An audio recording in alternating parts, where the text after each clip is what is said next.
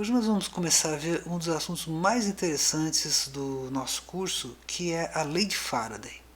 Nós vamos estudar a força eletromotriz, que é a origem da energia que faz os circuitos elétricos terem corrente e diferenças de potencial, e vamos estudar a lei de Faraday no caso quando um circuito está em movimento com relação a um campo magnético. Essa é uma aula muito legal, espero que você goste e na aula que vem a gente vai continuar falando desse assunto. Vamos em frente.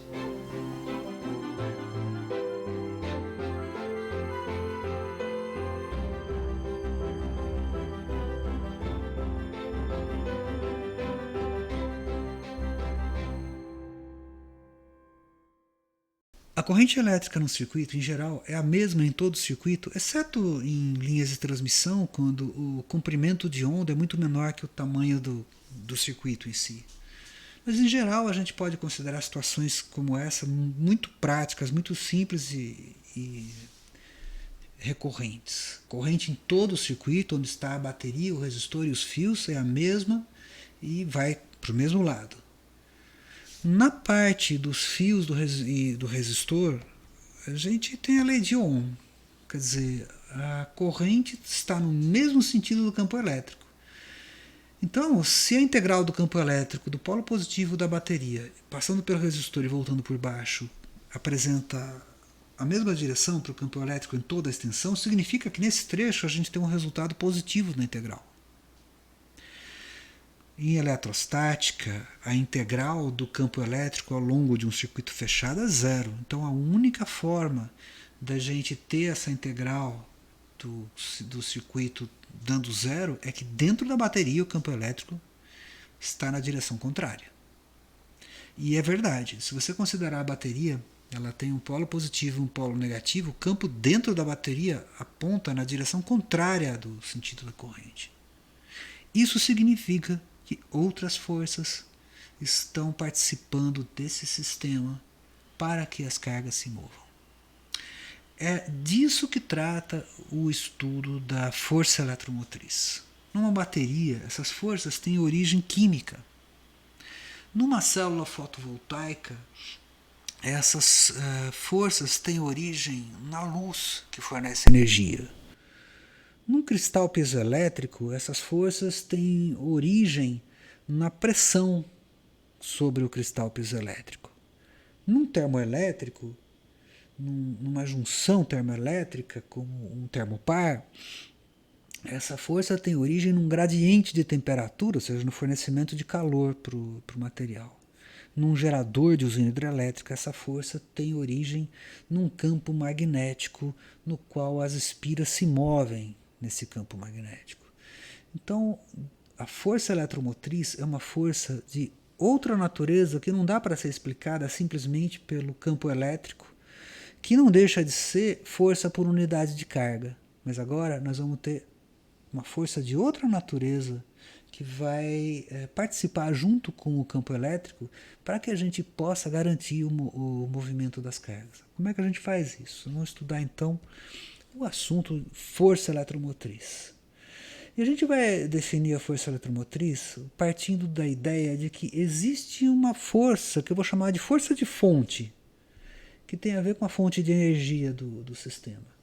E eu vou chamar de F minúsculo, vetor de fonte, essa força por unidade de carga, para deixar a semelhança do campo elétrico, que também não deixa de ser força por unidade de carga, mas de natureza eletrostática, e que a gente já sabe o que ele faz. Ela define a corrente ao longo do circuito.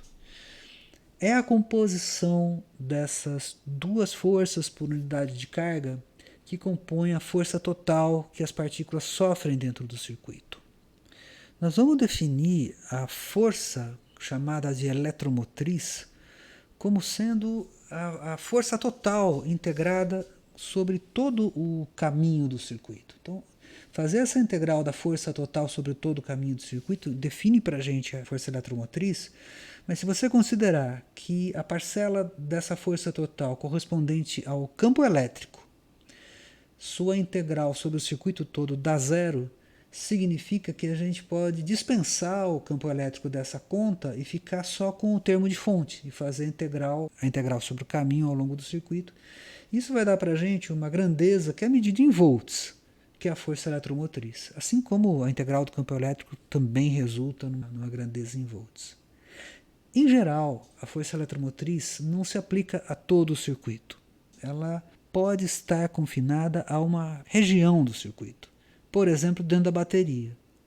Não é o caso geral. Quer dizer, o caso geral implica em situações em que às vezes o circuito todo tem um termo de fonte, uma força de fonte atuando sobre todo o circuito. Mas pode acontecer que a gente tenha a bateria, a célula fotovoltaica, o piso elétrico, o termopar, enfim, o próprio gerador, né, de uma usina hidrelétrica, no qual a força eletromotriz age sobre um segmento do circuito. Pensa na bateria. Olha lá, polo negativo e o polo positivo. A gente começa integrando o termo de fonte sobre todo o circuito, mas logo a gente percebe que ele só é diferente de zero entre o polo negativo e o polo positivo. A força eletromotriz acaba ficando nesse segmento dentro da bateria. Mas olha, dentro da bateria, o campo elétrico está na direção oposta ao termo de fonte. Vamos lembrar que o campo elétrico ele se opõe à corrente dentro da bateria. Para que dê certo a nossa conta de integral sobre o circuito todo dá zero. Dentro da bateria, quem empurra a carga contra o campo elétrico, ou seja, exerce trabalho, é essa força de fonte. Então, a rigor, a gente deve imaginar que a força de fonte é igual ao campo elétrico, só que com o sinal trocado. E aí a gente obtém, nesse trecho, exatamente a integral que define a diferença de potencial. Ou seja, a força eletromotriz desse sistema com bateria é exatamente a tensão da bateria. Por exemplo, se a bateria for de 1,5 V, essa integral que você está vendo, integral do polo negativo até o polo positivo de menos E escalar dl, é a tensão do polo positivo em relação ao polo negativo. Que se for de 1,5 V, dá para dizer a força eletromotriz nesse circuito é de 1,5 V. Tá bom? Essa ideia de força motriz você encontra no livro do Griffiths, no capítulo 7. Está muito bem explicado no começo do capítulo 7, na seção 1, você encontra essa explicação da força eletromotriz. Eu recomendo que você leia por lá. Mas eu estou particularmente interessado num caso que é importantíssimo, que é quando a força eletromotriz ela tem origem no campo magnético, mais especificamente em situações dinâmicas do campo magnético, ou quando o campo magnético varia, ou quando há um movimento relativo do circuito em relação ao campo magnético. Nós vamos começar com uma região onde há um campo magnético. Nesse desenho é a região verde aqui. Nessa região o campo magnético está entrando. Então você faz o produto vetorial. Velocidade para a direita, campo entrando, a partícula sobe, a partícula positiva sobe. Então, a velocidade U que está marcada ali é a carga positiva subindo no braço à esquerda do circuito. No braço à direita não tem força. E nos dois braços horizontais, a força magnética aponta perpendicularmente à direção do braço. Então não exerce força para mover as cargas na direção da corrente. Então a única coisa que vai causar corrente aí é exatamente esse braço vertical à esquerda, onde as partículas adquirem uma velocidade U. Pois bem, nós vamos fazer as contas agora, para ver, fazer essas contas no papel, para ver como que é a força nesse circuito. Mas antes eu queria mostrar para vocês uma coisa. A velocidade das partículas parece para a gente que é a velocidade U, que está subindo, né? Seria a velocidade das partículas. De fato, essa é a velocidade das partículas projetada na vertical. Mas o movimento real das partículas é uma composição do movimento para a direita e do movimento para cima. Olha essa animação, quer ver? Fica vendo, tá vendo? Olha, esse é o movimento. É o movimento com velocidade W, que é a soma vetorial da velocidade para a direita e da velocidade U. Vamos fazer umas contas para você entender uma coisa muito bacana agora. Vamos ver. Vamos considerar a região de campo magnético à esquerda dessa linha verde e o campo magnético constante e entrando. Como no desenho que a gente viu agora há pouco na animação. Eu vou fazer 2 desenhos aqui que eu vou precisar deles durante esses comentários que eu vou fazer agora com vocês. Então vamos imaginar que a nossa espira, aqui ó, ela está sendo puxada para a direita por uma pessoa, e a força que essa pessoa faz, eu vou colocar força por unidade de carga, vou denotar por F minúsculo assim, faz com que a minha espira se mova para a direita com uma velocidade constante que eu vou chamar de V. Se o meu campo magnético está entrando na folha de papel, um campo magnético entrando, uma força para lá, uma velocidade para a direita, causa uma força para cima aqui na minha folha. Então a força seria nessa direção aqui, ó, força magnética. Ela só é paralela ao meu circuito no braço à esquerda. Aqui ela é perpendicular para o lado de cada zero. Então eu vou calcular a minha força eletromotriz, que é a força por unidade de carga. No caso de ser uma força magnética, é V vetor B, né? Porque a força magnética é Q V vetor B. Se eu estou fazendo força por unidade de carga, fica só V vetor B. E eu integro isso sobre todo o circuito, lembrando que a integral de E dl num circuito dá zero. E eu vou fazer V vetor B aqui, definição, né, da minha força eletromotriz. A velocidade é constante, o campo magnético é constante, eles são perpendiculares entre si. Portanto, o produto vetorial, eles são perpendiculares, o seno de 90 dá 1, dá simplesmente B vezes V. E isso dá na direção para cima, que é a direção alinhada com o dl, quando eu faço a integral no sentido horário. O resultado dessa integral, portanto, se eu considerar que essa altura aqui é h, dá simplesmente BVH. Tá? Essa aqui é a minha força eletromotriz. Você pode entender ela como energia por unidade de carga. Nesse caso aqui não tem problema a gente falar isso. Mas se não tiver uma força causada por uma pessoa aqui, a partícula não sai do lugar. Então o campo magnético em si, ele não é ele que está produzindo, fornecendo a energia. A energia só é fornecida porque alguém puxa.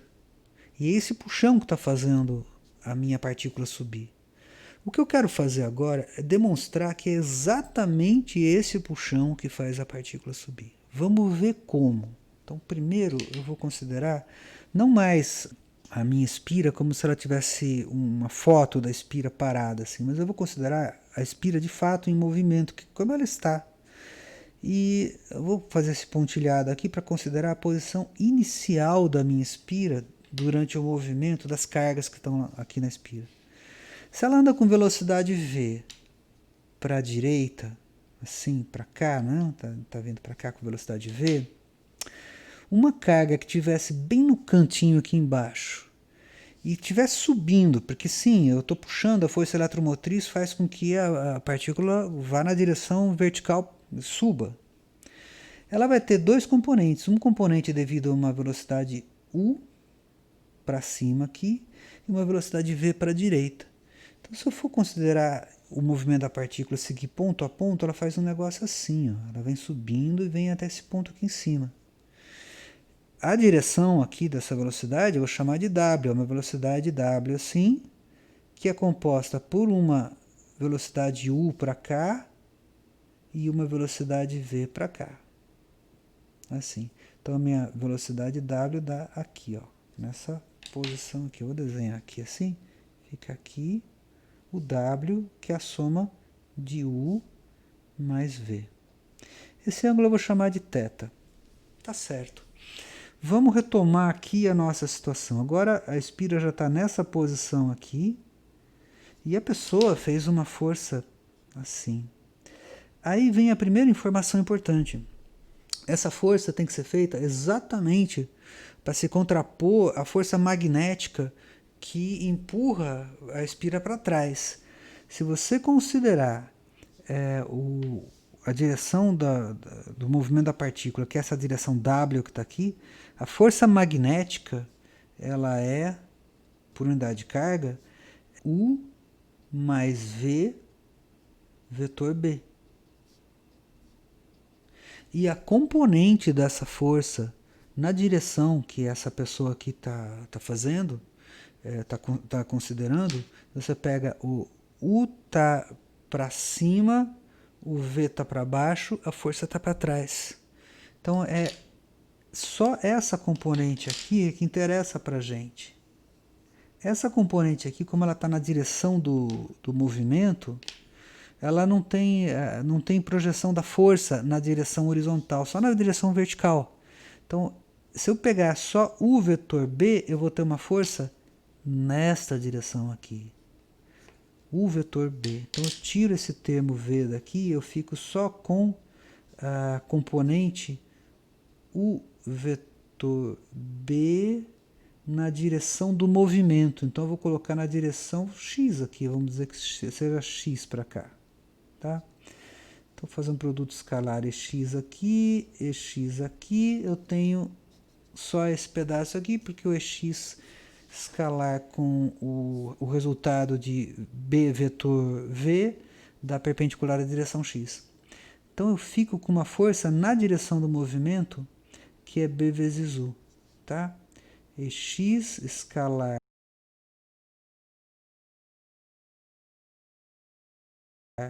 F magnético é igual a, de fato é menos, né, porque ela aponta para trás.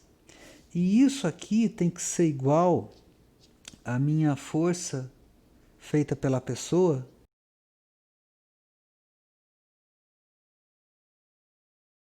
na direção EX, só com o sinal trocado. Essa força tem que vencer B vezes U. B vezes U é a força que puxa para trás o meu sistema. Tá? Agora, vamos ver o seguinte, vamos pegar esse esquema aqui.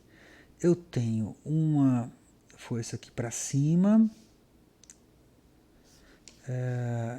esses aqui são os meus vetores, tem essa direção aqui, essa é a força que eu estou puxando ao contrário. É essa força aqui que vai acabar fazendo com que as partículas se movam na direção W aqui. Portanto, eu tenho que ver quanto que é essa força que eu estou exercendo aqui, nessa direção. A componente dessa força vai vencer exatamente a componente da força F, que está puxando as partículas para frente. Então, eu tenho essa força aqui, força F está para cá, essa é a força FP, está aqui, ó, essa aqui é FP, feita pela pessoa. Ela tem em módulo a mesma intensidade BU, então aqui o módulo da força é BU. Se eu for considerar quanto que é o trabalho que está sendo exercido aqui, eu tenho que considerar a projeção dessa força que a pessoa está fazendo na direção do W. Quanto que é isso? Bom, eu vou chamar esse ângulo aqui de θ, né, como eu estava fazendo antes. Esse ângulo aqui é 90 menos θ. A projeção, portanto, dessa força nessa direção é o cosseno de 90 menos θ. Só que o cosseno de 90 menos θ, como é constante, eu nem vou fazer uma integral, vou fazer o produto direto, porque todos os valores são constantes, o resultado vai ser a força nessa direção vezes esse comprimento aqui. A força nessa direção é B vezes U, multiplica o cosseno de 90 menos θ, que é seno de θ, e esse comprimento aqui, que eu estou considerando nessa direção, aqui, olha, como essa altura aqui é h, e isso aqui é um cateto adjacente de uma hipotenusa que eu quero saber o comprimento, essa hipotenusa vai ter um comprimento que é h dividido por cosseno de θ. Então eu escrevo aqui h dividido por cosseno de θ. Pô, bacana. Só que olha esse triângulo retângulo aqui. Esse triângulo retângulo tem uma velocidade para cá, que é v, uma velocidade para cima, que aqui é U. Tá aqui. Então, para mim, a razão cateto oposto sobre cateto adjacente é seno sobre cosseno, que é tangente de θ, e eu posso dizer que V é igual a tangente de θ vezes U, não é? Aí se eu olho para cá, ó, esse pedacinho aqui, U seno sobre cosseno é U tangente de θ. Então isso aqui nada mais é do que V. Logo, a energia que eu estou gastando por unidade de carga é BVH. É esse valor aqui. Lembra do que a gente tinha mostrado lá em cima? Pois é. BVH está aqui. BVH está aqui. Tá? A gente tem, a gente calcula nesse formato aqui, a gente vê que a força eletromotriz nessa direção da BVH, só que se a gente analisa essa situação que está aqui e tenta relacionar a força que a pessoa faz, a gente descobre que a energia é fornecida não pelo campo magnético, mas por uma pessoa. Uma pessoa que está puxando, quando essa força se contrabalanceia com o campo magnético e a gente projeta essa força na direção do movimento, a gente vê que essa força tem o mesmo módulo de B vezes U. A gente projeta B vezes U na direção do movimento, calcula essa distância e a gente obtém exatamente o mesmo resultado de antes. Então, a moral da história, quem está fazendo força aqui é a pessoa que está puxando, tá bom? Esse tipo de demonstração é importante para a gente lembrar que o campo magnético sozinho não produz trabalho. Bom, isso posto, eu vou dar um passo para frente e tentar generalizar essa situação, porque se você reparou, a espira se deslocou sobre uma região que tem campo magnético. E a área da espira que é coberta pelo campo magnético se modifica. Vamos dar uma analisada nessa situação, que é quando essa área que está dentro aqui da minha região do campo magnético, essa área aqui, ó, ela varia com o tempo. Essa área nada mais é do que um fluxo magnético. Tem um B entrando, isso aqui é uma área, o produto campo vezes área é fluxo. Então nós vamos estudar agora, na verdade, é a variação do fluxo magnético. Vamos ver o que é isso dá.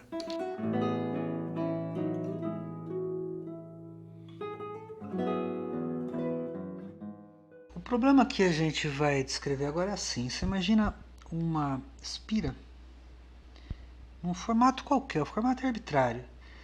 E essa espira, ela se move de alguma maneira num espaço onde há um campo magnético. Então, o campo magnético passa por aqui, uma expressão qualquer, arbitrário, e vamos dizer que a espira se mova nesse espaço com uma certa velocidade. Nem precisa ser uma velocidade constante. E aí, ao se mover, ela sai de uma posição que eu estou desenhando aqui, ó, e vai para uma outra posição, um pouquinho para frente, digamos que vá para essa posição aqui, ó. Então ela sai daqui e vem para cá. Essa aqui é a lateral. Então ela fez esse movimento aqui. Vou desenhar aqui para vocês terem uma noção do que é que eu estou falando. Quando a espira sai dessa posição aqui de baixo e vem parar nessa posição aqui, digamos que aqui ela esteja num tempo t e aqui ela está num tempo t mais dt.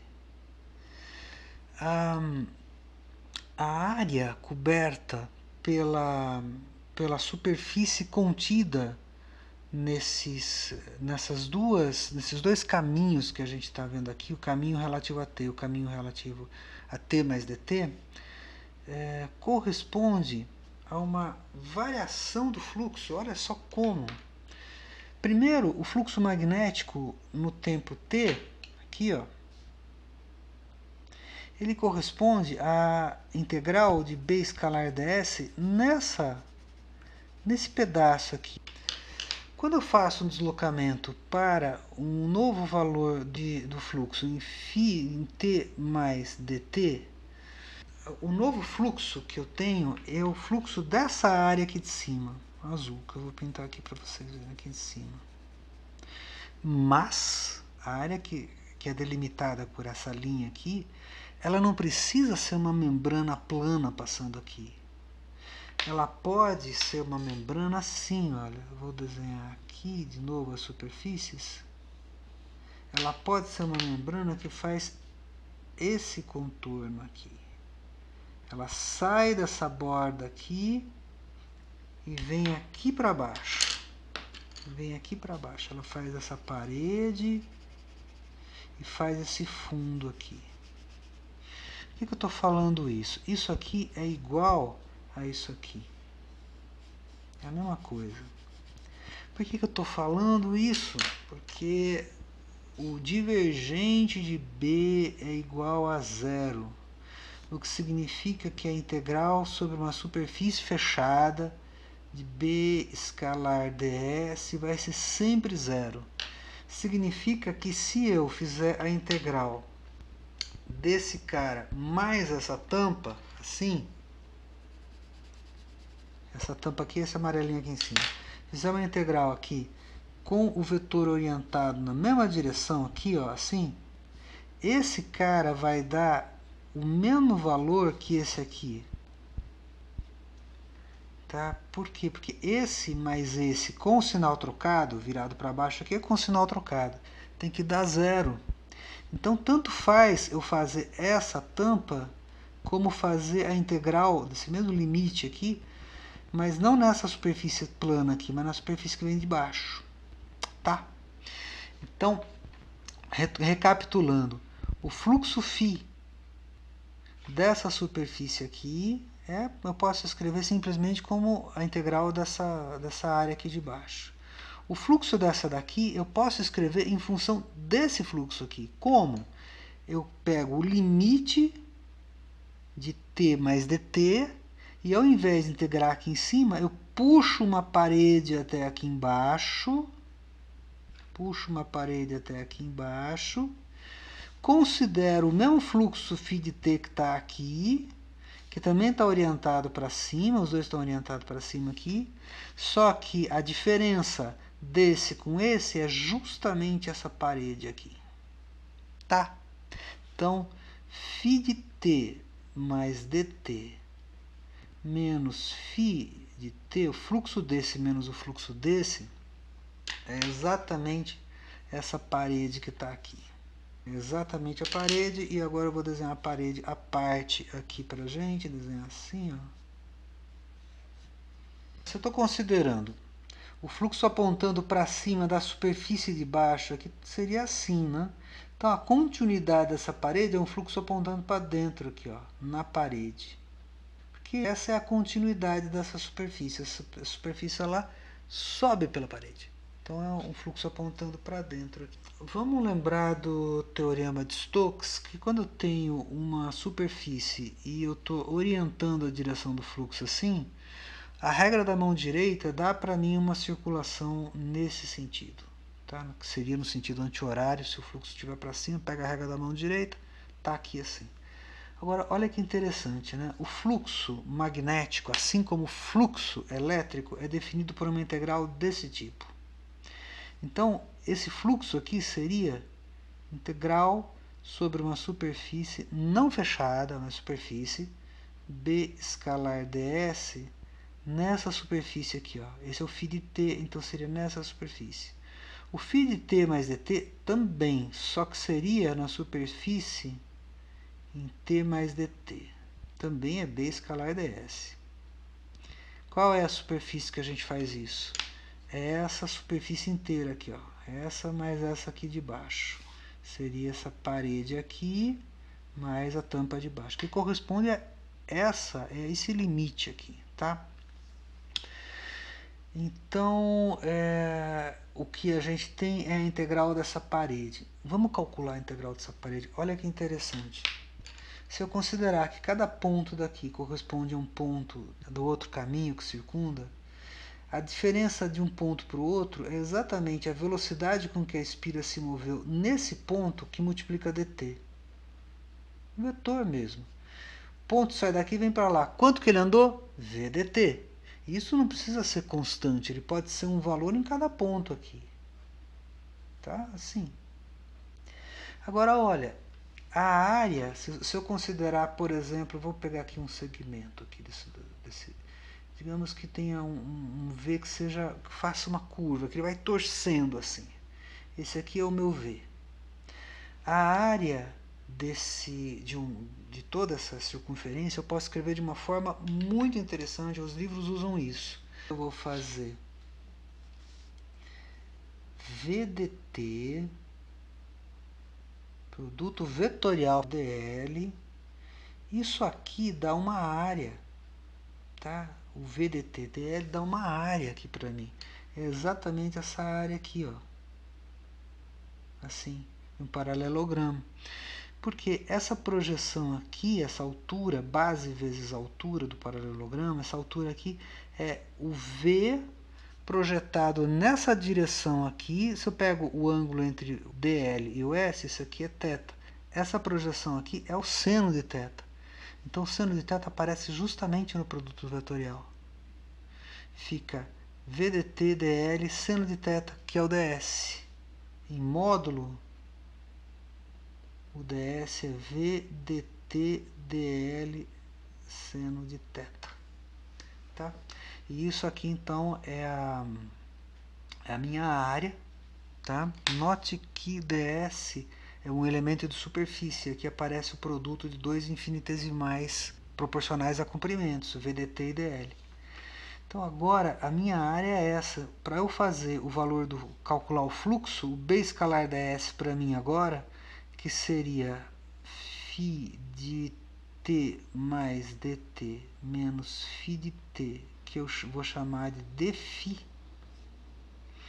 Dφ vai ser igual a integral de um caminho, que é o caminho dl aqui, de v vetor dl, eu tiro o dt para fora, fica aqui, escalar b. Eu passo o dt dividindo, eu fico com a derivada do fluxo, aqui, vai ficar igual a integral de v vetor dl vezes b. Só que aí, como isso aqui é um produto triplo, eu vou usar a propriedade do produto triplo de trocar o dl por b. Quando eu faço isso, eu mudo o sinal, fica o sinal de menos aqui fora. E aí fica v vetor b escalar dl. Olha só a força eletromotriz aqui. Tá? VB vetor escalar dl, isso é força eletromotriz. Então a minha força eletromotriz é igual a menos a derivada do fluxo magnético no tempo. Exatamente o resultado que a gente obteve antes, que chamei a atenção de vocês, que a força eletromotriz tinha dado no caso anterior B vezes H vezes V, e V era justamente H vezes V era justamente a derivada da área no tempo. E isso aqui demonstra para a gente que o nosso fluxo magnético variando no tempo produz uma força eletromotriz, ao menos no caso em que a gente tem uma espira se movendo numa região e ocorre uma variação do fluxo magnético. Tá bom? Então, essa aqui é a lei de Faraday. E a gente viu a lei de Faraday hoje para o caso, nós vimos a lei de Faraday hoje, para o caso de uma espira em movimento. Só quero chamar a atenção de mais um detalhe, que é o seguinte. Quando a gente fez uma barra de comprimento H se movendo numa região onde havia um campo magnético, o que aconteceu foi uma força nessa direção aqui, que por unidade de carga foi V vetor B. Agora imagina que você esteja parado aqui nesse fio. Que tipo de força apareceria? A única possibilidade, se você tivesse parado e a velocidade não fosse v, mas você estando parado em relação ao fio, você está com velocidade zero, não aparece força nenhuma do tipo magnético. Mas tem que aparecer uma força, porque afinal as cargas se moveram. O que acontece quando você está parado aqui é que aparece um campo elétrico, que eu vou chamar de E', que é no referencial com linha, que corresponde a V vetor B. E se já houvesse antes um campo elétrico nessa região, um novo campo seria esse aqui, ó. Você teria um campo em repouso, um campo magnético em repouso, e o novo campo elétrico, para quem se move aqui, passa a ter esse valor aqui, ó.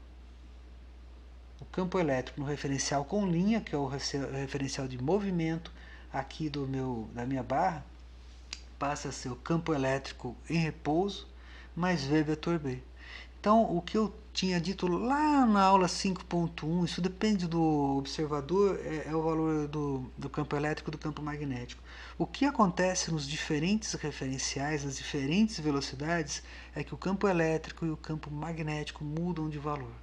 Nesse caso aqui, quando você está exatamente parado em cima da barra e observa, você tem um campo elétrico ali. E esse campo elétrico terá esse valor, que seria o novo valor do campo elétrico, né? Seria o valor inicial do campo elétrico do referencial parado, mais V vetor B. É isso que acontece. Tá bom? Então, era nesse ponto que eu queria chegar para vocês e mostrar isso para vocês hoje.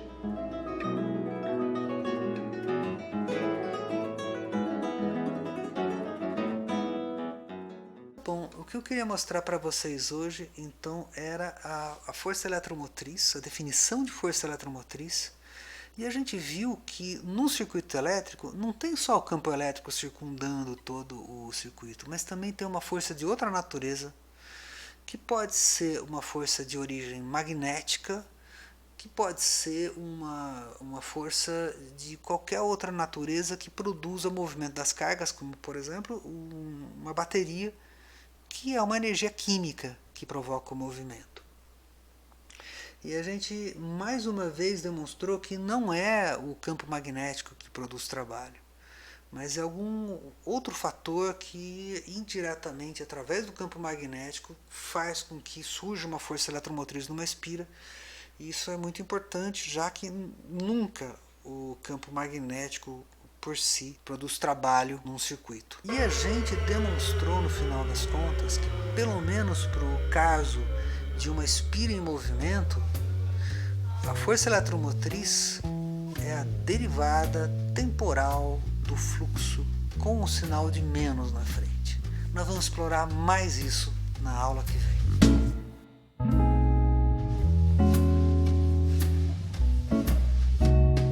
Onde você